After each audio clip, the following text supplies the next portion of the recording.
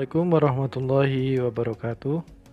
Berjumpa lagi dengan saya di channel Fatur Edukasi. Pada kali ini kita akan belajar tentang menentukan ide pokok dan kalimat pengembang. Jangan lupa sebelum kita mulai belajar, kita berdoa terlebih dahulu agar apa yang nanti disampaikan dapat bermanfaat bagi kalian semua. Jangan lupa klik like, komen, dan subscribe terlebih dahulu bagi yang belum. Dan silahkan share video ini sebanyak-banyaknya agar memberikan manfaat bagi teman-teman kalian semua.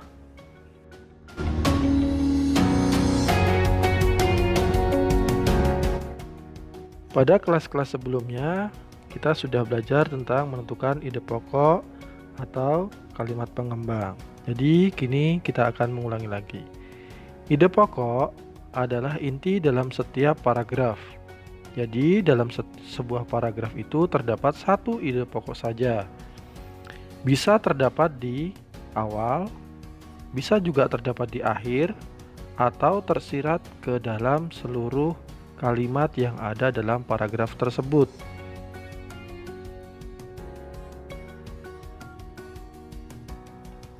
Kalimat utama. Ide pokok biasanya terdapat dalam kalimat utama, sehingga dapat dikatakan kalimat utama adalah kalimat yang dimana terdapat ide pokok atau gagasan utama atau gagasan pokok atau pikiran utama berada. Sebagai contoh, di sini ada sebuah cerita singkat. Hari ini, hari berbahagia bagi bunga di taman rumahku. Selama beberapa pekan, hujan tak kunjung datang. Bunga melati tampak layu. Mawar berguguran karena panas yang sangat menyengat. Bunga sepatu tak lagi mekar seperti biasanya. Nah, pada kalimat ini ada yang ditandai dengan warna merah, itu merupakan kalimat utama dalam paragraf tersebut. Yaitu di situ hari ini hari berbahagia bagi bunga di taman rumahku. Sedangkan pada kalimat setelahnya yang berwarna hitam itu adalah kalimat pengembang atau penjelasnya. Selanjutnya, kita belajar tentang paragraf deduktif. Dalam satu paragraf terdapat ide pokok yang bisa terletak di awal paragraf, atau bisa dikatakan nama lainnya adalah paragraf deduktif. Seperti tadi dalam cerita yang berisi hari ini hari berbahagia bagi bunga di taman rumahku. Karena kalimat utama berada pada awal paragraf, maka ini termasuk paragraf deduktif.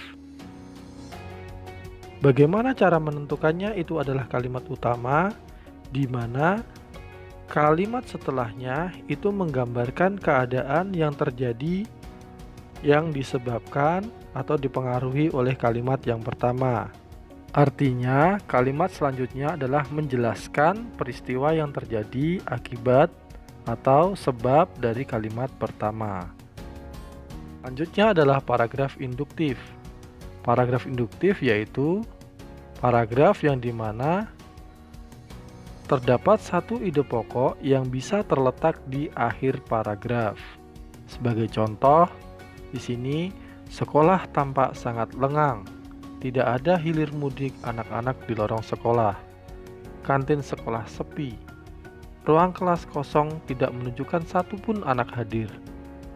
Kelas berpindah di rumah karena pandemi belum berakhir. Pada awal kalimat ke-1, kedua, ketiga, dan keempat itu merupakan kalimat penjelas, di mana kalimat utamanya adalah kelas berpindah di rumah karena pandemi belum berakhir. Artinya, kalimat terakhir itu merupakan kalimat utama, sedangkan kalimat yang sebelumnya adalah kalimat yang menjelaskan mengapa peristiwa tersebut bisa terjadi. Sebelum dilanjutkan, tadi kita sudah membahas tentang paragraf deduktif dan paragraf induktif. Paragraf deduktif sendiri adalah salah satu paragraf di mana ide pokoknya berada di awal paragraf. Sedangkan paragraf induktif adalah paragraf yang ide pokoknya terletak di akhir paragraf. Seperti contoh yang ada, yang sedang kalian lihat merupakan paragraf induktif, di mana kalimat utamanya berada di akhir paragraf. Kalimat sebelum-sebelumnya menjelaskan keadaan. Seandainya kita baca kembali, kelas berpindah di rumah karena pandemik belum berakhir. Oleh karena itu, dijelaskan sekolah tampak sangat lengang. Tidak ada hilir mudik anak-anak di sekolah. Kantin terlihat sepi. Itu adalah dari penjabaran kalimat utama yang ada. Yang ketiga adalah tersirat dalam paragraf. Dalam satu paragraf terdapat satu ide pokok yang bisa terletak di seluruh paragraf. Di sini ada sebuah cerita. Memiliki telinga yang indah adalah kelinci. Kesukaanku. Kelinciku sangat suka melompat-lompat di halaman rumah. Wortel serta sayur mayur adalah makanan kesukaan kelinciku.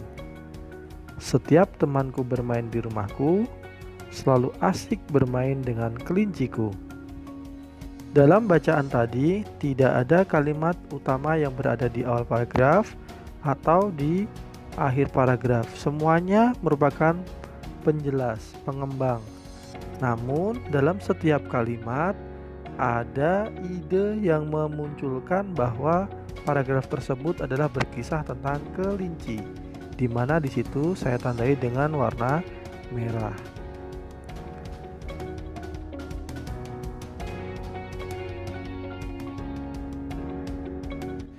Kembali lagi, saya mengingatkan ciri kalimat utama yang pertama adalah 1. Mewakili isi dari bacaan. Yang kedua, bisa berdiri sendiri. Yang ketiga, menjadi kalimat yang dikembangkan atau dijelaskan oleh kalimat yang lainnya. Jadi artinya kalimat utama merupakan kalimat yang menjadi pokok daripada paragraf tersebut. Sedangkan untuk ciri dari kalimat pengembang, yaitu kalimat pengembang bisa juga disebut sebagai kalimat pendukung atau kalimat yang menjelaskan ide pokok. Kalimat pengembang berfungsi sebagai kalimat yang mendukung informasi dari kalimat utama secara dengan lebih rinci. Kita akan mencoba latihan. Reptilia mempunyai sistem gerak yang khas. Misalnya pada ular, merupakan jenis reptilia yang memiliki tulang ekor, tulang badan, dan tulang kepala atau tulang tengkorak. Tulang badan pada ular tersusun dari ruas tulang belakang yang jumlahnya ratusan buah. Tulang rusuk ular dihubungkan dengan tulang belakang oleh otot-otot elastis. Hal inilah yang membedakan dengan vertebrata lainnya.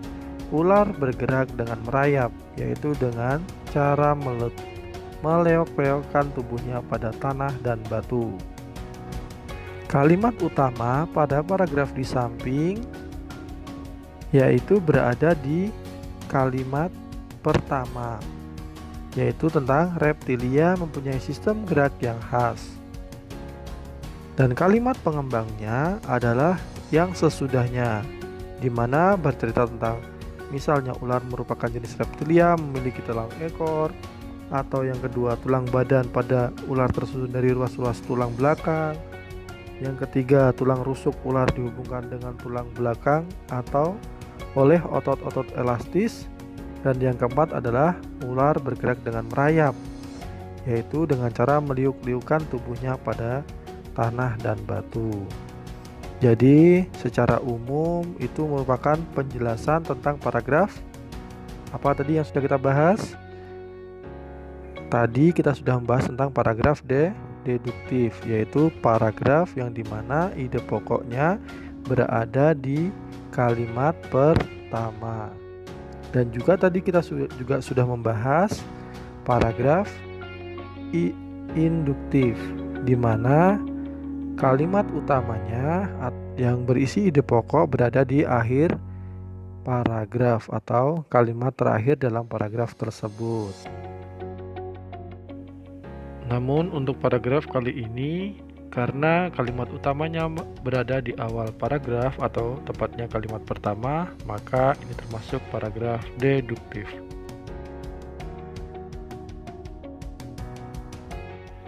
Semoga pembelajaran ini bermanfaat.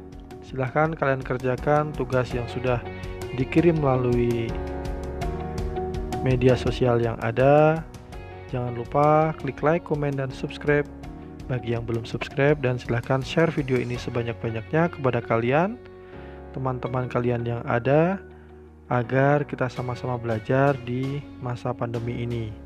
Jangan lupa jaga kesehatan, terus belajar dengan rajin, tetap semangat, dan semoga pandemi ini segera berakhir.